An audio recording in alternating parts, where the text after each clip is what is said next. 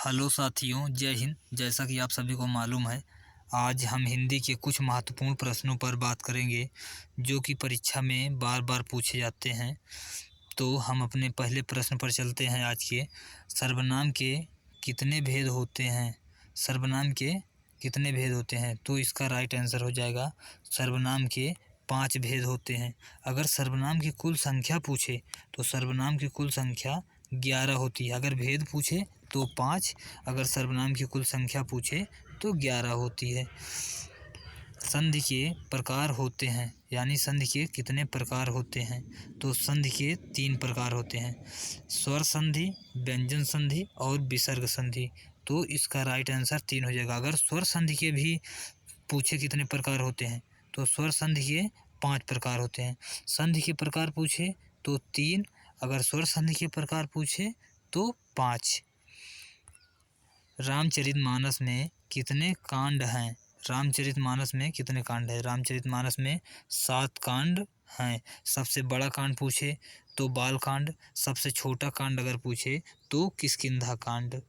अपने अगले प्रश्न पर चलते हैं। छायावाद का प्रवर्तक किसे माना जाता है? तो छायावाद का प्रवर्तक जयशंकर प्रसाद जी को माना जाता है।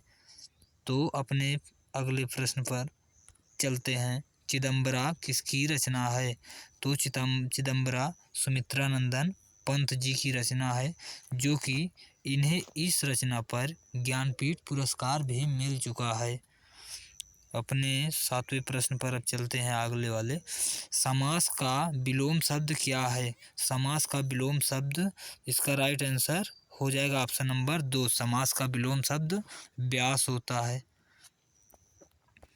अब हम बात करेंगे वाच्य कितने प्रकार के होते हैं? तो वाच्य 3 प्रकार के होते हैं, कृतवाच्य, कर्मवाच्य और भाववाच्य। तो इसका आंसर हो जाएगा आंसर नंबर पहला 3। वाच्य के प्रकार 3 होते हैं। दोहा के पहले और तीसरे चरण में कितनी मात्रा होती है? तो दोहा और के पहले और तीसरे चरण में 13 मात्राएं होती हैं। अगर दोहे का उल्टा पूछे तो आपको सोरठा बताना है, क्योंकि सोरठे के पहले और तीसरे चरण में 11 मात्राएं होती हैं। अब हम अगले प्रश्न पर चलते हैं, जो कि आज का आखिरी प्रश्न है। भारत भारती किसकी रचना है?